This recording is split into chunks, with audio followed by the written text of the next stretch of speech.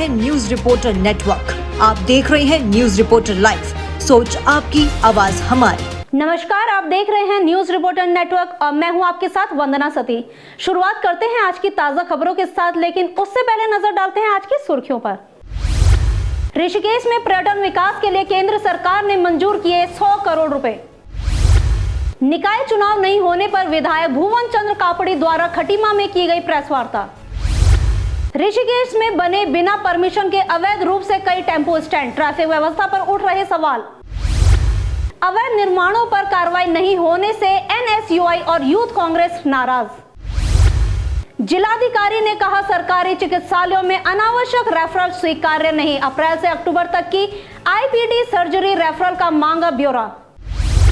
केंद्रीय गृह मंत्री अमित शाह का देहरादून आगमन पर सीएम धामी ने किया स्वागत। अब खबरें विस्तार से। बुधवार को खटीमा कांग्रेस विधायक भुवन कापड़ी ने प्रेस वार्ता बुलाई, जिसमें विधायक भुवन कापड़ी ने कहा कि नगर निकाय के कार्यकाल को समाप्त हुए लगभग 1 वर्ष से ज्यादा समय गुजर चुका है। उच्च न्यायालय के आदेश के बावजूद भी फिलहाल सरकार निकाय चुनाव नहीं करा रही है।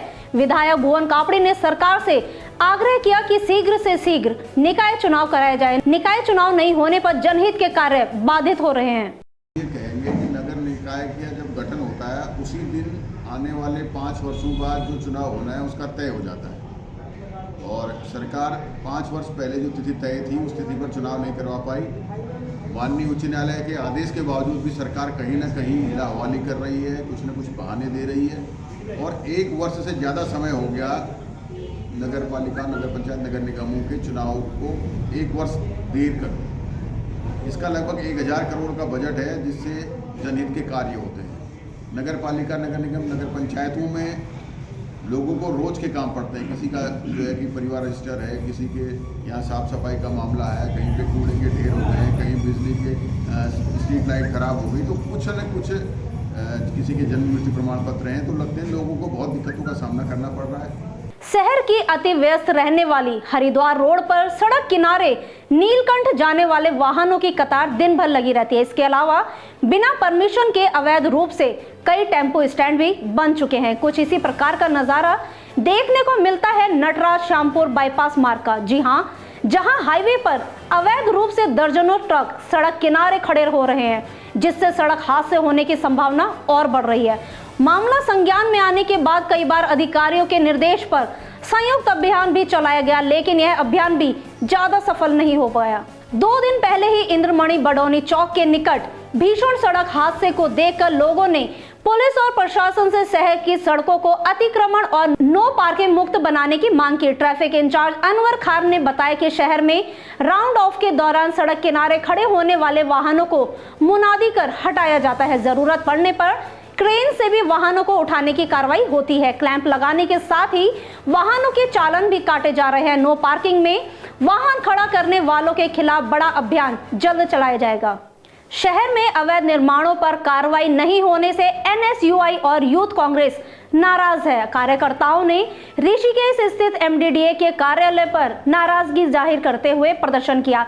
एमडीए कार्यालय का घेराव करने पहुंचे एनएसयूआई के नेता और पूर्व छात्र संघ अध्यक्ष हिमांशु जाटव ने बताया कि अपनी मांगों के संबंध में उन्होंने एमडीडीए कार्यालय में कुछ ज्ञापन सौंपे हैं। ज्ञापन में अपनी कुछ चुनिंदा मांगों को लेकर एमडीडीए के सचिव के सामने प्रस्तुत किया है। यदि उनकी मांगों पर ध्यान नहीं दिया गया तो मजबूर होकर कार्यकर्ताओं को आंदोलन करना पड़ेगा। उन्होंने बताया कि शहर में कई ऐसे इलाके हैं जहां अवैध निर्माण तेजी से चल रहा है और यह अवैध निर्माण बड़ी बड़ी इमारतों के रूप में है, जिस पर कार्रवाई नहीं की जा रही है, जिससे बिल्डरों के हौसले भी बुलंद हो रहे हैं। जबकि कई ऐसे स्थान हैं जहां छोटे छोटे घरों को एमडीडीए ने सील करने का काम किया है।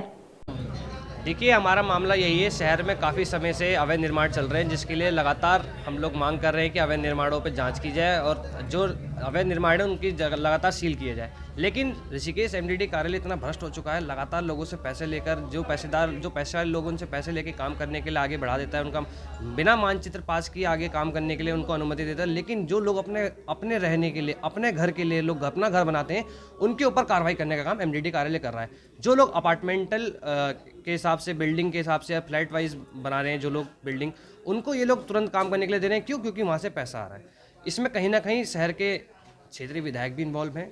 लगातार उनकी इन्वॉल्व जो है इस कार्यों में दिखाई देती है, क्योंकि वो इस विभाग के मंत्री भी हैं और उनकी ही मंजूरी से सारे कार्य ऋषिकेश में इस वक्त हो रहे हैं। लगातार आप देख रहे होंगे शहर में कई जगहों पर अवैध निर्माण चल रहे हैं और उन पर किसी भी तरह की कार्रवाई नहीं की जा रही है। जो गरीब तबके का आदमी है, जो गरीब लोग हैं उनके घरों को सील करने का काम लगातार एमडीडी कर रहा है। डोईवाला के माजरी ग्रांट ग्राम पंचायत क्षेत्र में विकी फ्लो संस्था द्वारा पुस्तकालय का लोकार्पण किया गया। 40 वर्षों से यह संस्था महिलाओं के उत्थान और विकास के लिए कार्य कर रही है, तो वहीं ग्रामीण क्षेत्रों में शिक्षा के स्तर को बढ़ाने के लिए इस संस्था द्वारा पुस्तकालय का निर्माण कराया गया, जिसमें छात्र छात्राओं को उनकी आवश्यकता के अनुसार किताबें उपलब्ध कराई जाएंगी। संस्था के चेयरपर्सन डॉक्टर चारू चौहान ने बताया कि पुस्तकों का जो ज्ञान है वह हमारे मस्तिष्क में छप जाता है और हमें अपने शैक्षिक और बौद्धिक स्तर को बढ़ाने के लिए अपने जीवन में किताबों को वरीयता देनी चाहिए। वही ग्राम प्रधान अनिल पाल ने ग्रामीण क्षेत्रों में इस तरह की पहल की सराहना करते हुए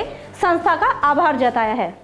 मैं बहुत अपने को आज सौभाग्यशाली मान रही हूँ कि हमने ये विकी फ्लो ने उत्तराखंड चैप्टर ने ये लाइब्रेरी का उद्घाटन यहाँ पर करा है और हम 3 साल से हमारी अनिता जी इसके प्रयास में लगी हुई थी कि इसको हम यहाँ पर एक लाइब्रेरी बनाएं। तो मैं यहाँ पे अभी जैसे मैंने पहले भी कहा कि पुस्तकों की अपनी ही महत्व है कि हम कितना भी इंटरनेट से पढ़ लें या पढ़ लें, लेकिन जो पुस्तकों का ज्ञान होता है वो बहुत ज़रूरी होता है। तो हर बच्चे को हमें प्रोत्साहित करना चाहिए कि वो पुस्तकों पर ज़्यादा जोर दें और पढ़ाई में ये लाइब्रेरी उनको बहुत मदद करेगी। इस लाइब्रेरी में सभी तरह के साहित्य हम प्रदान करा रहे हैं और इसमें खासकर कि कॉम्पिटिटिव एग्ज़ाम जैसे मेडिकल एंट्रेंस हुआ या इंजीनियरिंग हुआ, उसका भी हम मटीरियल स्टडी मटीरियल रखते हैं।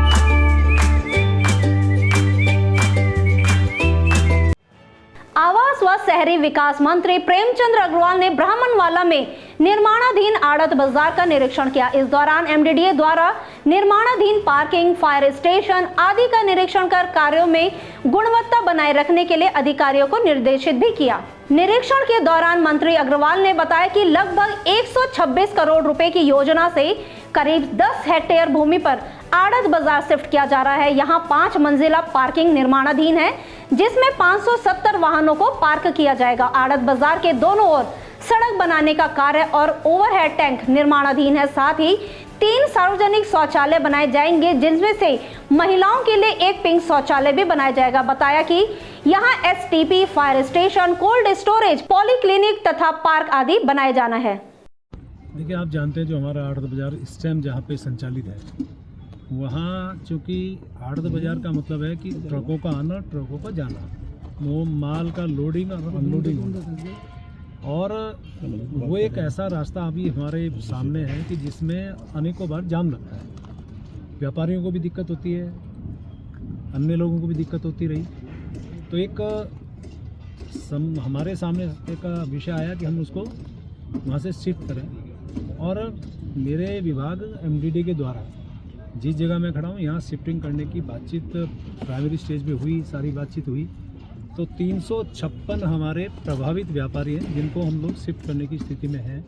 जिलाधिकारी समीन बंसल ने जनपद के सभी उप जिला चिकित्सालयों की एक साथ प्रबंधन समिति की बैठक ली। जिलाधिकारी ने कड़े शब्दों में कहा कि सरकारी चिकित्सालयों को रेफरल सेंटर बनाकर मजाक न बनाएं। उन्होंने उप जिला चिकित्सालय विकासनगर के ऑक्सीजन प्लांट की सर्विस तथा भवन मरम्मत के लिए धनराशि मौके पर ही स्वीकृत की। वहीं प्रेमनगर चिकित्सालय के सभी प्रस्ताव स्वीकृत करने के साथ ही बच्चों के 20 बेड के आईसीयू संचालित करने हेतु मैन पावर, विद्युत कनेक्शन व संसाधन बढ़ाए जाने हेतु राशि स्वीकृत की।